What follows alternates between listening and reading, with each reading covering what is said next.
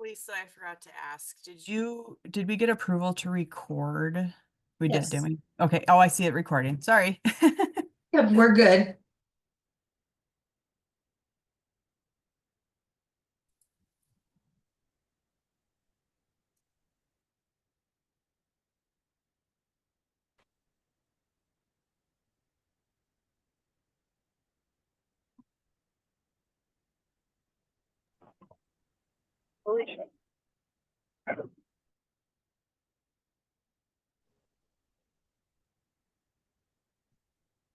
Good afternoon, everybody. Thank you for attending today's session with Mainstream Benefits. This is our last session of this series of trainings. So our next series of trainings will start mid-April. So be on the lookout for that. And again, if you have topics or anything you would like presented on, please email Stacy and we will get that on the list. Again, if you have questions for today's presentation, please type them in the chat box and I will relay them to our presenter as we go along. So I think with that, I will turn it over to Lisa. Well, thanks, and hello, everybody. Good afternoon. Today we're going to talk a little bit about economic assistance and Medicaid and the programs that are available. I am Lisa Scott, and I am an Economic Assistance Regional Policy and Process Manager for Region 3. There are 4 of us across the state. I do appreciate you all jumping in today. Some of the things that we'd like to cover today are an economic assistance overview, the client impacts from these programs, the programs themselves. We'll touch a little bit on each one of the programs, and then the application process, both paper and online. We're going to talk about trusted partners, authorized representatives, and the difference, the self-service portal and what that looks like, and then some application and verification tips, and a little update on the customer support center. So what we do, well, the economic assistance and Medicaid teams help lower income North Dakotans when they're struggling to make ends meet by connecting them to the resources to meet those. We do have 3 primary areas that we function under, which is program administration, service delivery, program integrity, and performance. And then we talk a lot about the foundations of well-being. Our 3 primary foundations are economic health, behavioral health, and physical health, and how those are interconnected, meaning the stability that comes from our good economic health can improve our behavioral health, and the stability that comes from good physical and behavioral health enables good economic health. This slide just kind of gives us a little bit of an overview of client impact. So these numbers are by program, by month averaged over the last fiscal year. So these are the households that were impacted for each program per month for the last year. So as you can see, North Dakota Rent Help, Housing Stabilization, 1,049, our child care assistance at over 5,000, our temporary assistance to needy families, 656, food assistance or SNAP at almost 24,000, help to homeowners at 45, and then our home energy assistance, which is LIHEAP at that 14,000 plus. Again, those are average per month numbers by household. So North Dakota does use the system called SPACES, which is our eligibility determination system. It's integrated to encompass our child care assistance, our supplemental nutrition program, our TANF or temporary assistance to needy families, our fuel assistance, and Medicaid. Client impact on our Medicaid eligible individuals over the last year. So again, this is just an overview of how many individuals were impacted by medical services, Medicaid services over the last year by month. So as of November 2024, we had over 106,000 Medicaid eligible individuals across the state of North Dakota. That's traditional Medicaid and Medicaid expansion. And then we're going to move into talking about the economic assistance programs and Medicaid healthcare coverage. And we're going to start out with NDRH was North Dakota Rent Help, our housing stabilization. And who qualifies? Households who are experiencing homelessness. And how do we define homelessness? This is an individual or a family that lacks a fixed, regular, or adequate nighttime residence. This can include situations where they're temporarily doubling up with another household, or perhaps transitioning out of a treatment or correction facility. Households who have experienced financial hardship must be below the limit of the 30% area median income, or the AMI, and must spend the majority of nights in North Dakota. Again, what kind of assistance is offered through NDRH? We have deposit and application fee assistance, double deposit for individuals convicted of felonies or with previous rental judgments, and then up to 6 months of rent assistance, past housing debt assistance, letter of commitment, HUDAS, which is the World Health Organization Disability Assessment Schedule. We'll talk a little bit more about that in a minute. It's related to 1915I, which is a Medicaid program. They also do referrals for other economic assistance programs, referrals to housing authorities, resources for various other life needs, and then coaching and training opportunities. Then to back up to the HUDAS, that is an association with the 1915I program, which is behavioral health services and supports for qualifying people with certain behavioral health conditions. All members work with a care coordinator to help the member create a person-centered plan of care. The member with the care coordinator sets goals and then receives services and support to help them achieve those goals. Must be currently enrolled in Medicaid or Medicaid expansion and have a household income limit of 150% of the FPL or below. And the HUDAS would need a score of 25 or above, and it is the assessment that the North Dakota Rent Help Housing Stabilization Team can help perform, so they can do the HUDAS assessment. Another service from NDRH is eviction prevention. Who qualifies? That's households that are in imminent risk of eviction. By that, we mean individuals or families with a past due rental balance, a 3-day eviction notice, a lease termination notice, or eviction hearing scheduled within the next 30 days. Households who have experienced financial hardship, again, must be below the income limit of 30% of the AMI, and a current renter with a valid lease agreement. And I will have a lot of these websites on our last slide of the presentation, so that might be one to capture. That's going to have websites, phone numbers, resources available. Then we're going to move on to talk about child care assistance and what that is. So commonly called CCAP in the world of eligibility, it helps to pay a portion of the cost of child care for working families or families in training or education programs.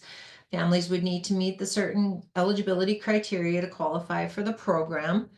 It is available for children up to the age of 13, unless there's special needs. Disabled children, it can go to the age of 19. It is available for paid employment, self-employment, education or training programs in situations of homelessness, looking for employment, education or training activities that you can get temporary allowable activities. And then it does work on a copay. So most families are going to pay a copay amount that's going to be based on a sliding fee schedule determined when eligibility is determined for the program. With that, we move to Temporary Assistance to Needy Families, or TANF. The TANF program is intended to move families from public assistance to self-sufficiency by providing cash assistance along with work readiness, training, and job placement services.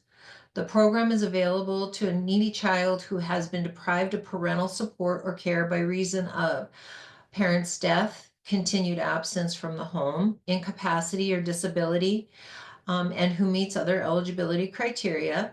To qualify, the child must live in the home with the person who is related to the child by birth, marriage, or adoption. The key to temporary assistance to needy families is there does need to be a deprived child in the home as described.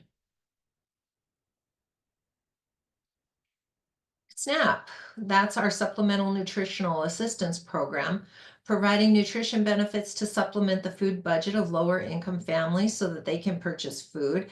Benefits are issued via an electronic benefits transfer card or an EBT card, and they can be used to buy food products at participating grocery stores, farmers markets, and other USDA approved vendors. Then we go to Low Income Home Energy Assistance Program, or LIHEAP. You may also hear it referred to as LEAP. The purpose of this program is to provide that assistance to eligible households to offset rising costs of home energy that are excessive in relation to the household income.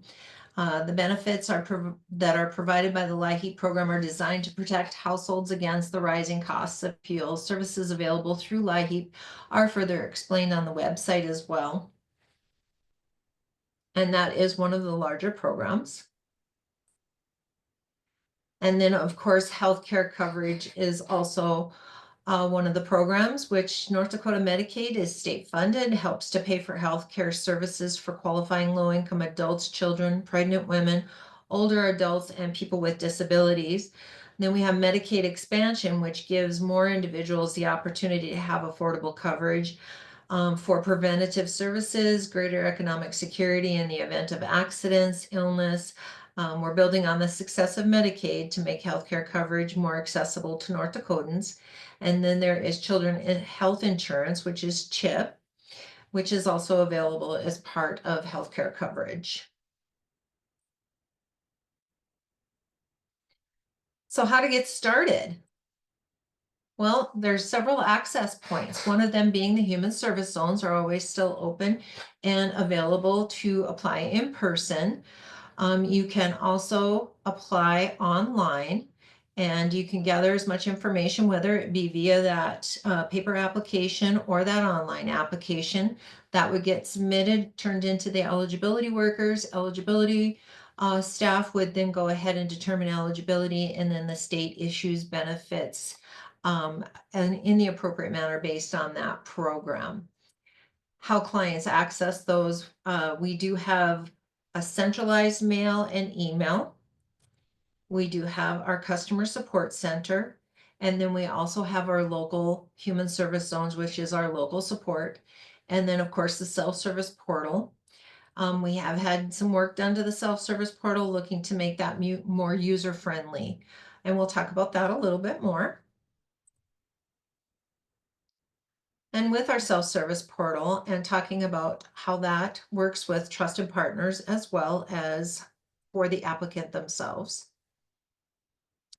So what is the SSP? Well, our self-service portal, or SSP as you often hear it referred to, is the online access to apply for economic assistance programs and Medicaid coverage. You can complete all of the same functions through the SSP. You can do the reviews, you can provide verifications. Clients can check on the status of their case. With the use of the SSP, you can complete all necessary actions regarding applications or cases.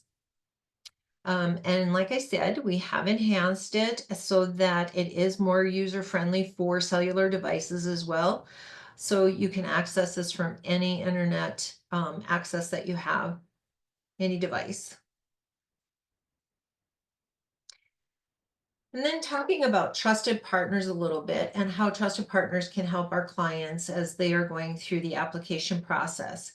You can assist the client in the application process using the self-service portal that provides that direct input into the eligibility determination system. Again, commonly applications were provided via front desk, local offices, maybe sent in via mail using the SSP. It kind of bypasses the middleman, so to speak, and lets us go ahead and put that application right into our eligibility determination system. So it does make it a little bit more of a streamlined process. Trusted partners can also help with timeliness by assisting our clients in improving those processing timeframes by encouraging them to answer all the questions that are on the application and providing those common verifications while making that application through the SSP or on the paper app as well. And then as a trusted partner, what kind of information can you receive? You're going to get that basic information, approval, denials, start dates, and coverage type, usually referring to Medicaid. Then we're going to talk a little bit about the trusted partner versus our authorized reps and the difference between them. Our trusted partners are trusted organizations and professionals that provide education on programs and application assistance for individuals and families. While our authorized rep is a person who usually knows the individual or the family circumstances and who has the same responsibilities as the applicant or participant regarding eligibility and enrollment. This person is able to make informed decisions on the applicant's case and receive notices, forms, and updates on the case. So the difference between the two being that our trusted partner is considered that helper or assister that assists many applicants, while an authorized rep can do most things that the applicant themselves can do and is usually limited to helping individuals or households that they're close to. An authorized rep is given a little bit more authority and control when it comes to the information that can be released from HHS. Trusted partners are a little bit more limited in that exchange and that they don't get notices, that type of thing. When is it appropriate to complete an application as an authorized rep versus a trusted partner? An authorized representative being someone who is closer to the applicant can help answer some of those more sensitive questions about the applicant's situation. The authorized rep is more likely to continue that relationship with the applicant after the application has been processed, where our trusted partners are more likely to end the relationship after the application has been submitted. Can either sign the applicant's application? Well, it is dependent on the program that the applicant is applying for. SNAP, Medicaid, and LIHEAP policy do allow for an authorized representative to sign an application. An authorized rep should not sign an application for CCAP or TANF, and a trusted partner should never be signing the application.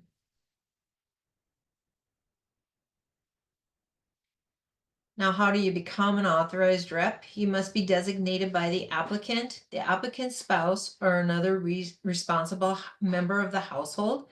And it can be done in writing or by completing the authorized portion of the application through the SSP or on the paper application. Both have that section. To become a trusted partner, you can create that account in the self-service portal.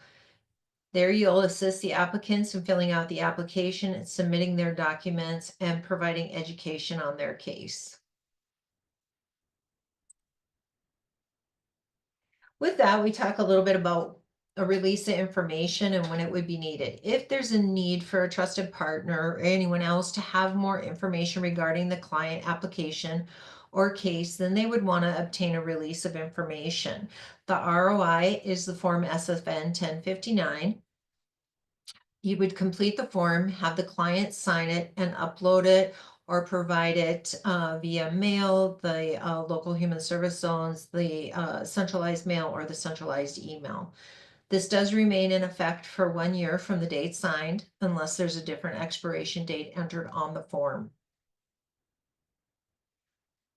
One of the questions that came up when we went to the redesign model was, how do we fill out that top portion of the ROI now?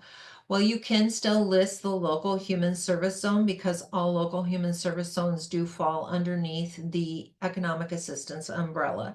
So for example, if you are living in Bismarck, you can use Burley Human Service Zone on the ROI. And even if a worker in Cass County picks that up and is working that case, they can still communicate back and forth based on that ROI. The other thing that I do like to point out on the ROI is whether or not you want to indicate this is to disclose, obtain, or mutually exchange. Often we find that mutually exchange is probably the most commonly needed. With that, we're going to move into the self-service portal and the system itself. So again, the reason for the focus on the online application process, that self-service portal, clients can apply, submit documents, do reviews, find notices, check on status of cases. As a trusted partner, you would be able to assist clients in setting up their ND login and account, which will then start that process for an online application. If you are doing it with multiple applicants as a trusted partner, you would want to have that login and that setup under your own name. If you are just helping a client, you would help them in setting up their own login. If it's been common practice to assist that client in completing the paper application, this is very, very similar with the advantage of having that instant submit button.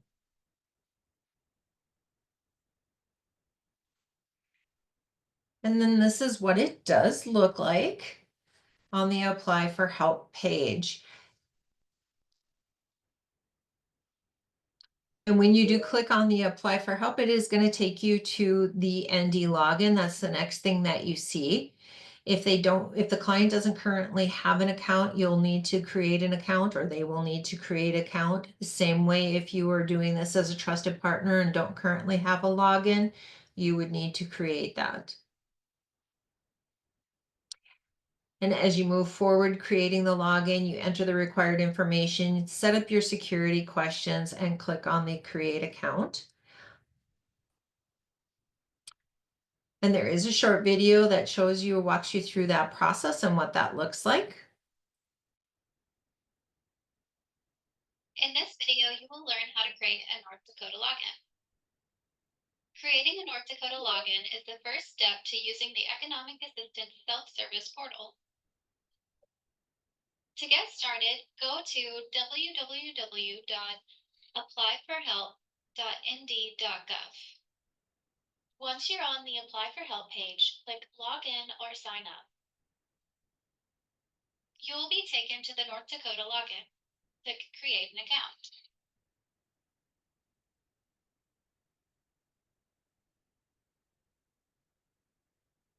Enter the information as prompted, starting with your first name, then your last name. You will be asked to create a user ID. This is what you will use each time you log into the SSP. Choose a password for your account. It is a good idea to choose a strong password to protect your account. The system will tell you how strong your password is. Enter your email address. This is where recovery email will be sent in the event you are locked out of your account or lose your password or user ID. You may also choose to enter a cell phone for account recovery. Select security questions from the drop-down menus and enter the appropriate answers.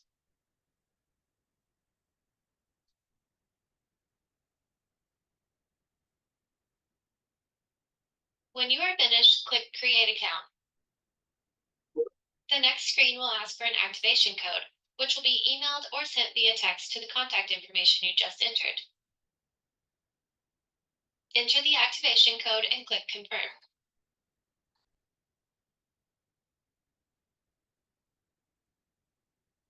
You will see a confirmation that your account has been activated. Now you can click Return to Online Service and log in using the user ID and password you just created. Questions? Visit our online SSP help page.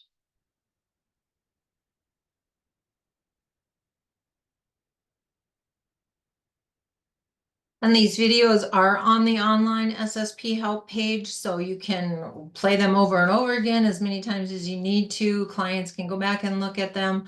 It does give you that chance to kind of walk you through setting those up.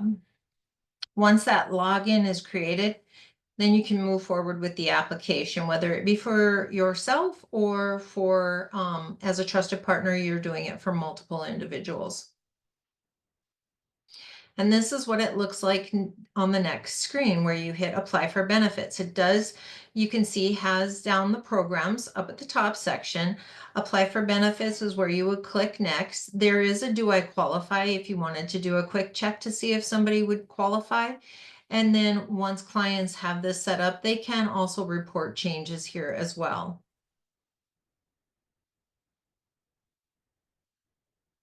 And this one does talk about doing that actual initial application. And this is going to show what it looks like to do the application as a trusted partner. So when you are helping a client fill things out.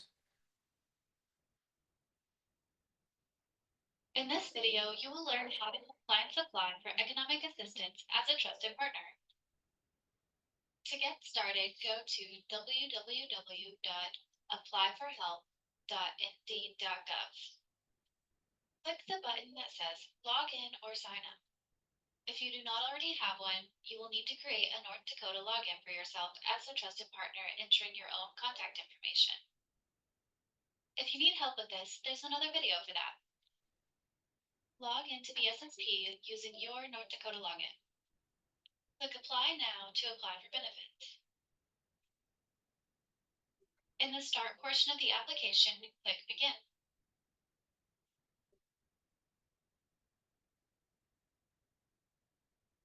Select the programs the client is applying for, then click Next.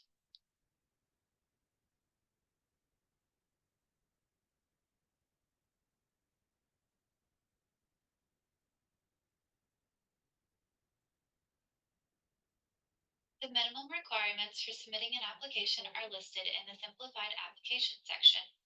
As long as these items are provided, an application can be submitted. However, the more information that is provided, the quicker the case can be processed. This information can be communicated to the client if they are completing the application with you. Click I have read and agree to agree on behalf of the client.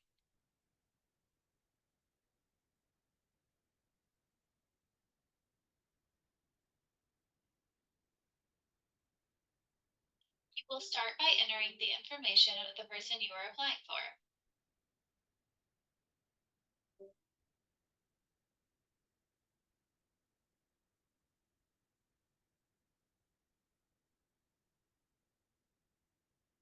The question, what is this person's relationship to you? You would select self, since you are filling this application out on behalf of the client. You will identify yourself as a trusted partner later.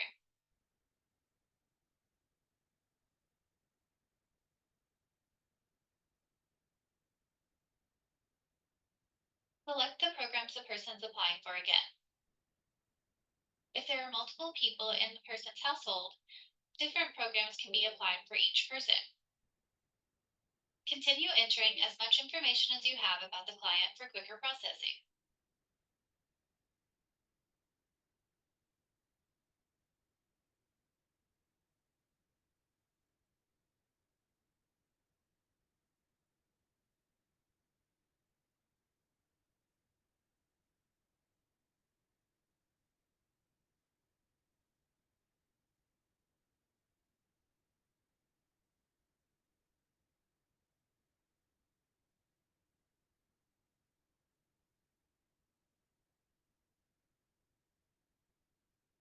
The Special Accommodations page is where you will identify yourself as a trusted partner. From the drop-down box, indicate the type of partner you are or the agency for which you work.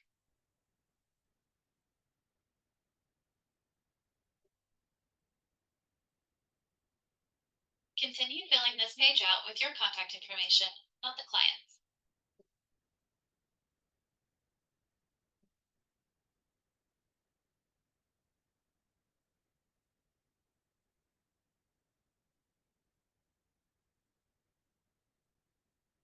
The left two questions regarding special accommodations and language are to be filled out based on the client. Once you reach the address page, you can go back to entering the client's information.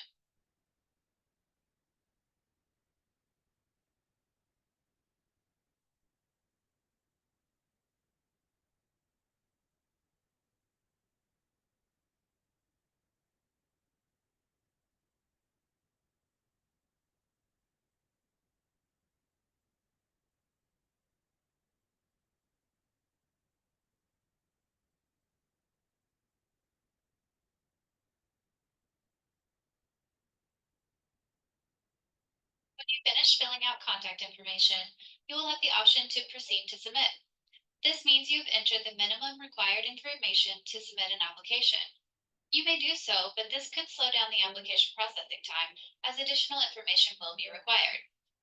Click Next to continue with the application. The authorized representative portion applies to a family member or a person who has guardianship. As a trusted partner, click Next to bypass this section. Continue to fill out the application with as much information as you have for your client. For the purposes of this demonstration, we are going to skip to the Submit section.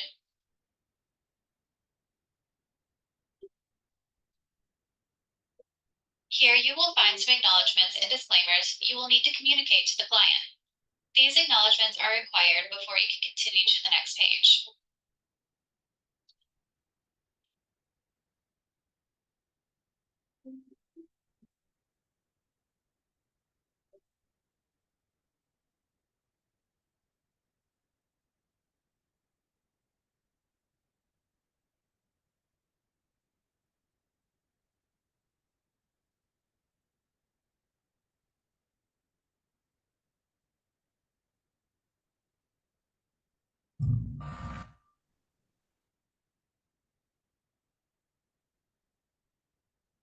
In the terms and conditions, you will confirm the information is entered is true and accurate to the best of your knowledge. Communicate this information to the client.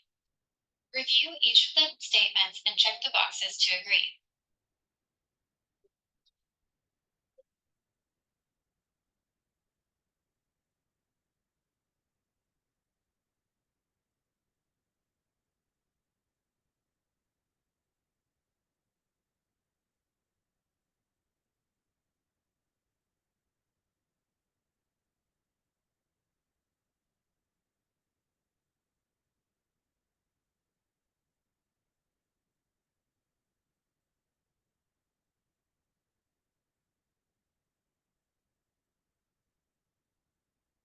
On the next screen, you will be prompted to upload any documents the client has provided.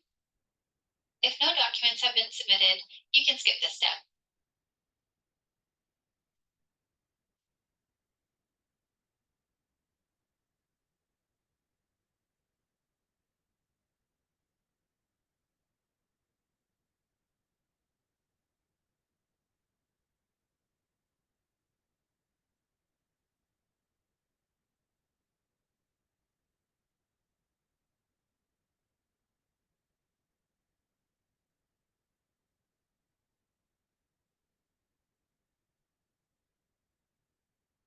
Complete the Release of Information section.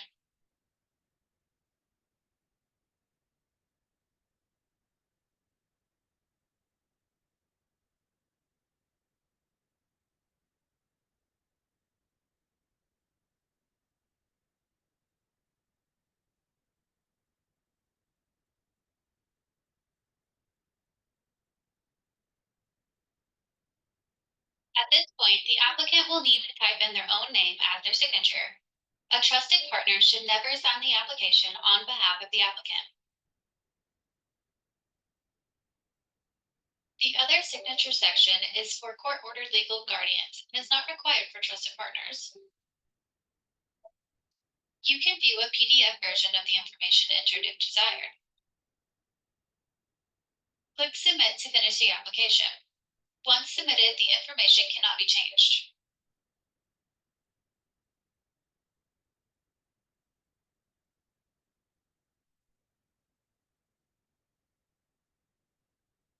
Next, you will see a confirmation that the application has been successfully submitted.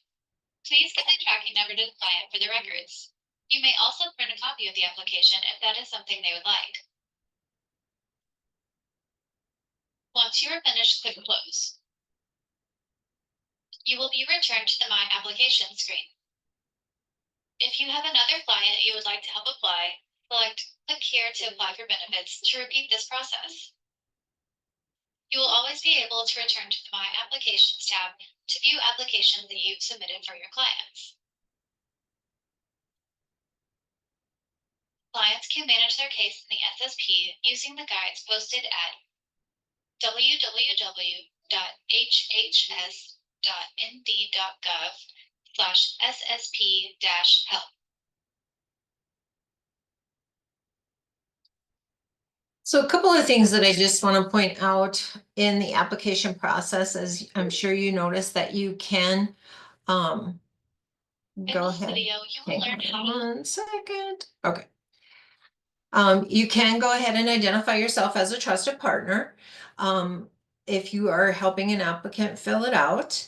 Also, you notice that you can submit after the first couple of screens. There's that option to go ahead and submit the application or to continue filling out the information. I always encourage everybody, whether it's applicant filling it out themselves or a trusted partner helping them fill it out, to fill out as much information as you have available to you. It does speed up the process. Likely if you submit at that very first option within the online process, there's going to be a request for verifications that goes to the household. So, and then of course, you allow for the pending time and whatnot. So it does take a little bit longer. If we have more information, it does help speed up the process. So wanted to point that out. Also, as a trusted partner, note that you will be able to see the applications that you've submitted if you've had multiple applications. And there was also that document upload option there, which you can go back and you can upload documents at any time after the application's been submitted. So if your client has helped you go through and you guys have submitted the application, and then tomorrow they bring in a document, or the next day they bring in another document, you can go back and hit that document upload and upload documents at any time during that process. Lisa, there is a question in the chat. Sure. Would you be able to use the same login information that one used for NDRH? No, it is different. The NDRH website and their phone number is different than it is for the economic assistance to apply for the other programs. That's a good question. And actually didn't think about that until I put some of these NDRH slides in here. Even though they fall under the umbrella with the economic assistance, that is not determined within our spaces system. So it is kind of a little bit separate. Good question. Any other questions? Okay. Also, this just is going back and talking about where that trusted partner can be identified. As you go through and fill out the online application, you do have that option to list yourself as the trusted partner. And again, completing as much information as possible. I know I probably sound like a broken record. I say this a lot, but providing as much information as possible during that application process really can help to speed things up, even if it's to say no or doesn't apply to me, anything that we can add in there to speed the process up and not have to be pending things will make the whole determination go faster. And then those verifications, like what are we going to need? You can help speed up the determination process by answering all the questions and providing as much verification as you can at the time of application. So some of the common verifications: proof of alien or citizenship status, proof of expenses, proof of current income, whether that be earned or unearned, self-employment. Then there's identity, age, residency, social security number. If you are looking for our ABD or age blind or disabled Medicaid, then we need verification of assets. If you are applying for Medicaid for families and children or non-disabled adults between 19 and 64, you don't need to verify assets. And then of course, when you reach the end of the application, upload verifications. So again, you can come back and do that at any time. And this is what it looked like on that screen that asks about the document uploads. That seems to be an area that gets a lot of questions, is like, how do I upload? When do I upload? Can I continue to upload? The answer is yes. And there are multiple places. We'll talk about more options for uploading those documents. This would be another one. If the client does have their case linked already, so they maybe already have an ongoing case with something and they're applying for another program. If they are already linked, they can go into their login, into their case. This is what it's going to look like. And they do have that option to document upload in the bottom right corner of their screen all the time too.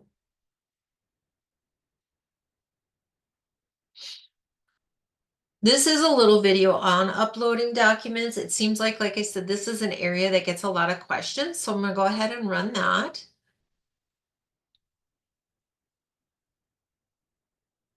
In this video, you will learn how to upload a document in the self-service portal.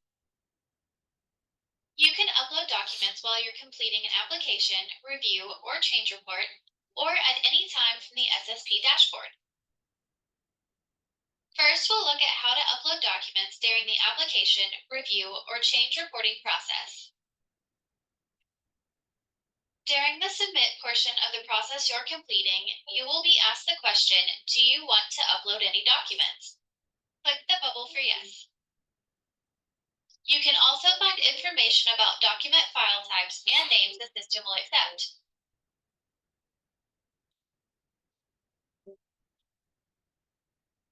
You can either drag and drop your files into the box at the bottom of the page, or use the click here link to browse for documents. You can add up to 10 files at once. You will be prompted to indicate a type for each file and add a comment. Completing this information can help process your documents quicker.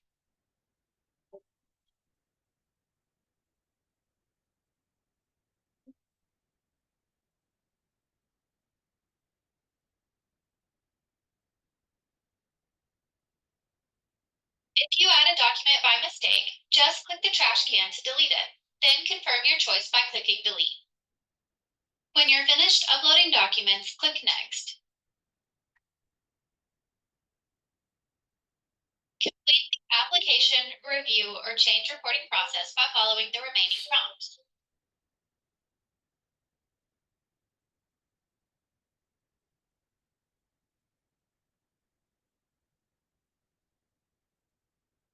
Once you've completed the process, you will see the application screen. If you would like to view the documents you've uploaded, click Attached Documents from the My Applications tab.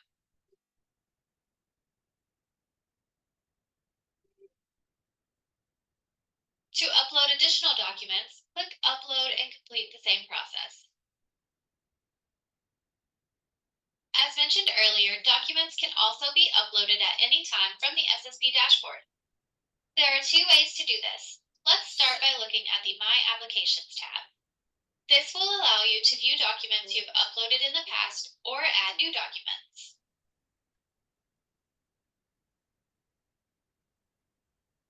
To upload documents from here, you would click the Upload button and follow the same process as before.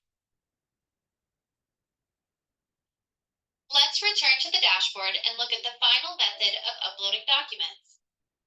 If your case has already been linked to your account, you can use the document upload card. This method takes you straight to the upload document screen, and the process is the same as what we saw earlier. Once complete, you will be returned to the dashboard where you can click to view the files you just uploaded. Now you know how to upload documents in the self-service portal. Thanks for following along. Find additional SSP information at hhs.nd.gov/ssp-help. So again, multiple places to upload those documents. They can be uploaded as you as a trusted partner can upload those documents. The client could have their case linked and be uploading documents. So several different options for providing documentation. We did talk about linking the case and having a client link the case. So this is for clients when they want to link their case. As a trusted partner, you're not going to be linking to anybody's case. Having said that, there has been a couple of odd occasions where it seems like some of our trusted partners have run into some issues. We do have an online incident report where you can go ahead and fill out if you have any questions as you're doing your trusted partner ND login, as you're going through an application. And I'll talk about that a little bit more on how to reach IT if you have any issues that are technical issues with the SSP itself. This does talk about how clients can go ahead and link their case. The two things that they do need to link their case is they need a case number and they need their client ID number. If they have received any mail, any verification via mail that they have had a verification request or an approval, anything that's come to them, it's going to have their case number and it's going to have their client ID number on it. That's what they need to create their case link.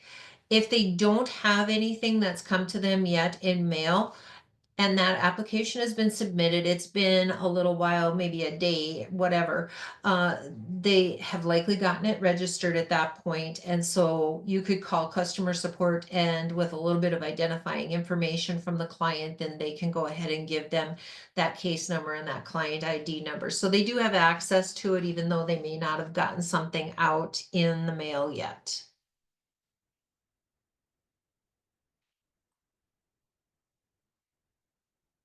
And then client notification, that's another thing that I wanted to point out. If they do have their cases linked, or once they have their cases linked, there are several things that you get to do within the SSP that makes it nice for them to be able to follow what's going on with their case, with their application or ongoing case.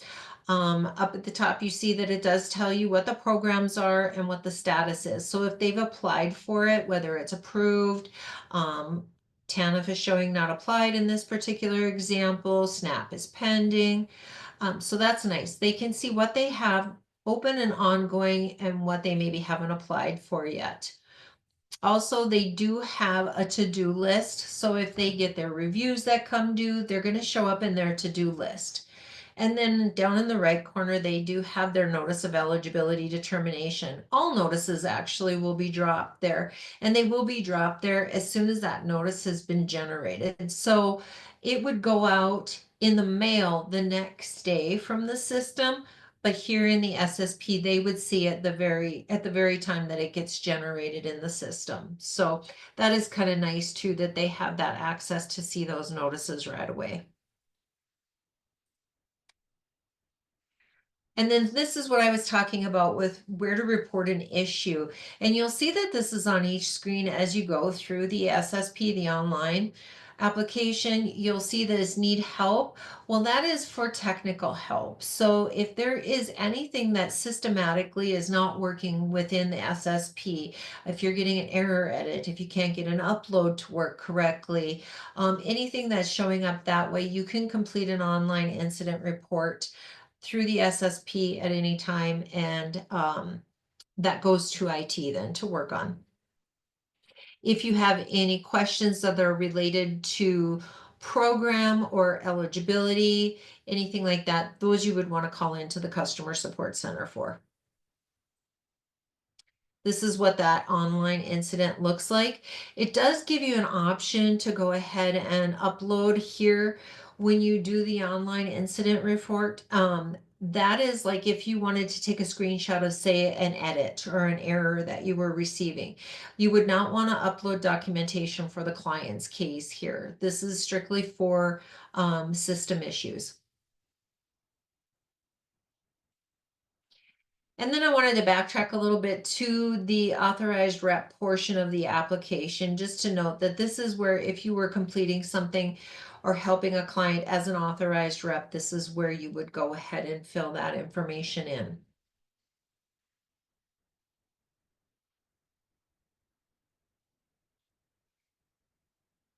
And then this is with the LTC unit, which is our long-term care unit. And I just wanted to point that out, that long-term care does get determined by the long-term care unit. They talk about disqualifying transfers here. So that's with our skilled care, our memory care, our HCBS waivered services. They do have a look back period. Those participants that are going like long-term care nursing home facility would have that 5-year look back, which means they would have a 5-year asset verification. Any assets or income transferred away within those 5 years prior to entering that nursing facility or applying for the program may be considered disqualifying. So if they were just giving something away, that is a CMS requirement. And then basic care, BCAP, which is basic care, has a 3-year look back period. Just a little information about that long-term care unit. And then we're going to talk a little bit about our customer support center. So we have moved to a call center, a new call center software. Both the long-term care unit and the main customer support center transition to this web-based phone system called Genesis. The advantages: less drop calls, better call center monitoring, more robust features such as reporting and voicemail management. We did experience a little bit of a spike in some of our times. We'll talk about that a little bit more. But we had staffing changes that happened in October. So contracted with Tier 1 did end on October 22nd. We do have eligibility workers that are answering both our Tier 1 and our Tier 2. So if you called into the customer support center in the past, you know that we've had a Tier 1, which was our contracted help that didn't have eligibility experience. And then our Tier 2 was our seasoned eligibility workers. Well, now we are having trained staff on both our Tier 1 and Tier 2 level. And by trained, I mean eligibility staff. So again, moving toward that one call resolution, trying to get those questions answered, one-stop shop, so to speak. Some of the challenges: we've had a definite increase in call volume, and our average wait times have reflected that in the last month or two. So that's something to be aware of. It seems like early mornings are probably the slower time of day if you're needing to call in. And I would say Mondays seem to be usually one of the busier days, and especially if it is like the beginning of the month, that's a really busy day.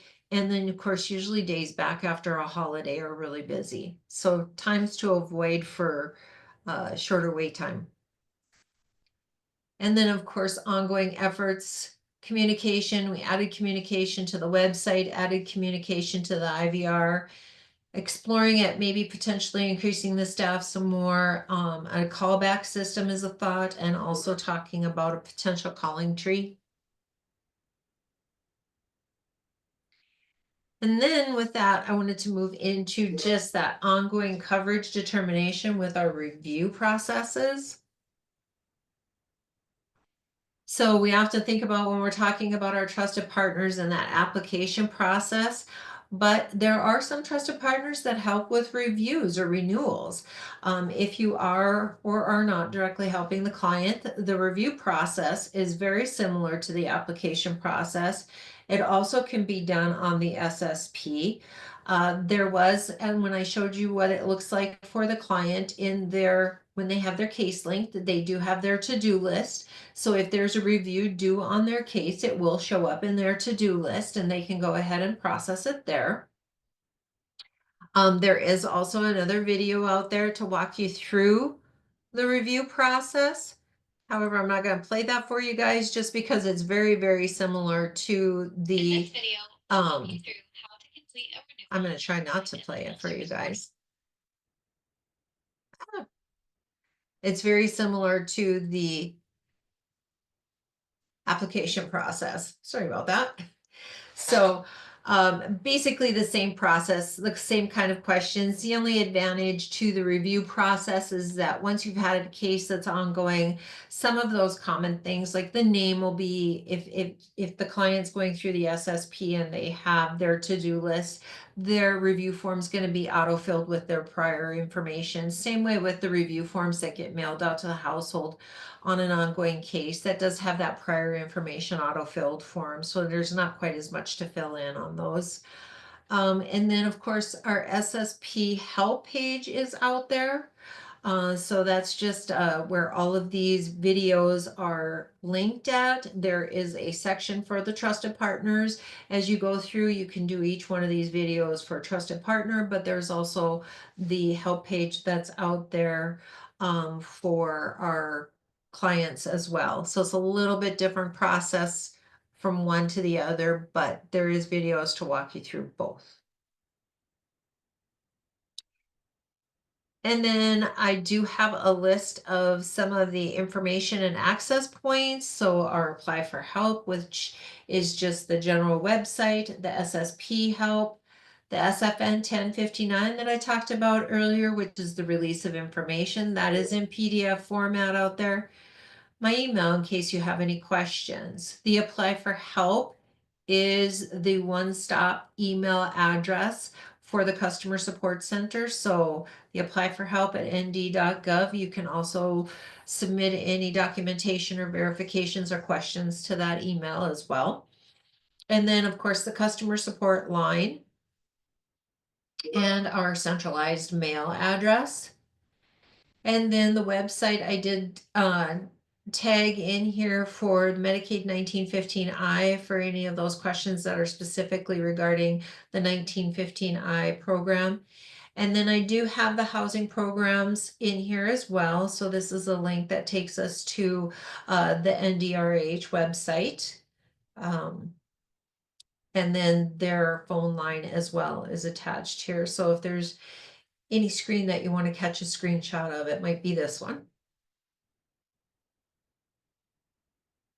And with that, I have reached the end of what I have for you today. Is there any questions?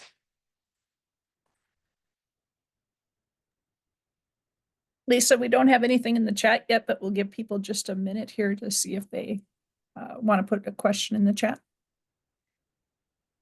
I didn't feel like I was talking super fast today, but that's speedier than I usually go through it.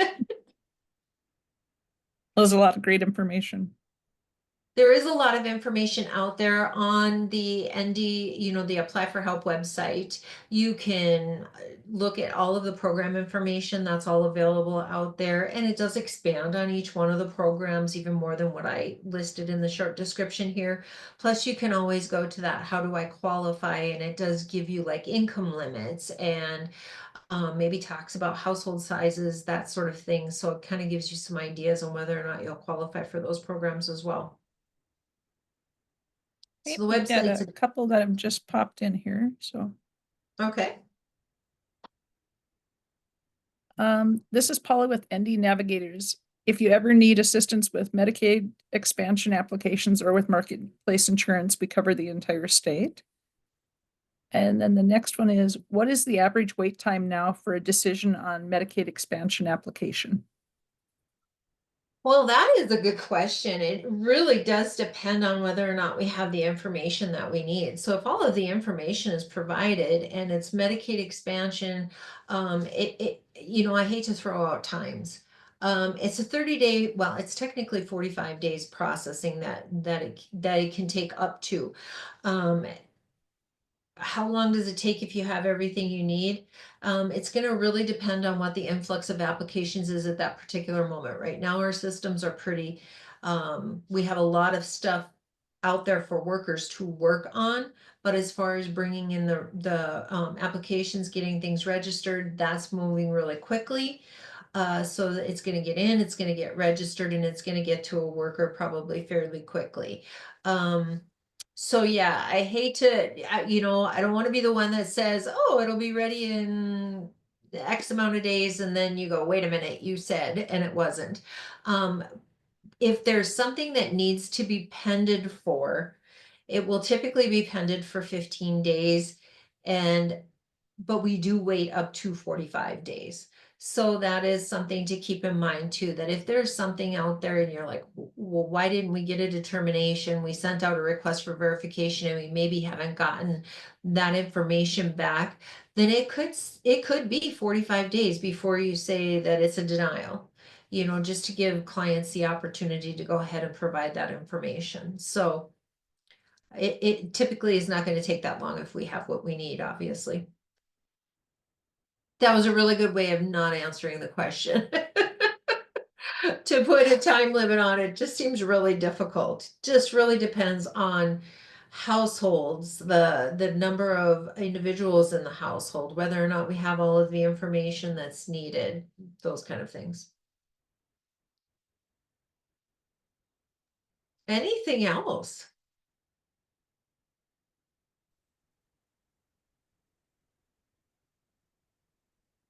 That looks like it was the last question. I'm going to turn it over to Kylie to close it out for us. All right. Thank you, Lisa, for presenting on this and taking time out of your schedule. Just another reminder, when the survey is sent out, please take a couple minutes to fill that out and provide any feedback and topics for our upcoming sessions that will start in April. Again, thank you all for attending all of our sessions this fall. Hopefully you learned a few things. And I think with that, I will wish everybody a happy holiday season and happy new year coming up. And if you have any questions or anything, please reach out to Stacy and we will get those hopefully answered for you. So again, thank you, Lisa, for presenting, and thank you for everybody for attending. Thank you. Everybody have a wonderful day.